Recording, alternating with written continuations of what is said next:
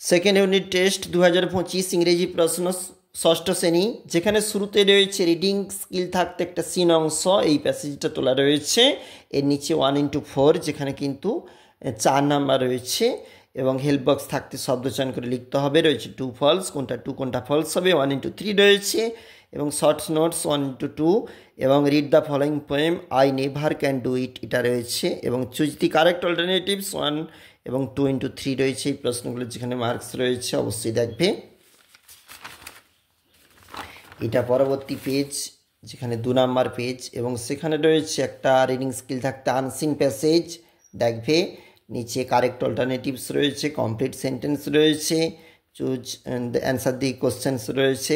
Grammar and vocabulary থাকতে কী প্রশ্ন রয়েছে দেখো, চেঞ্জ দি নাম্বার বলেছে এবং জেন্ডার এবং রয়েছে অ্যাপ্রোপ্রিয়েট প্রোনাউন, অবশ্যই দেখবে।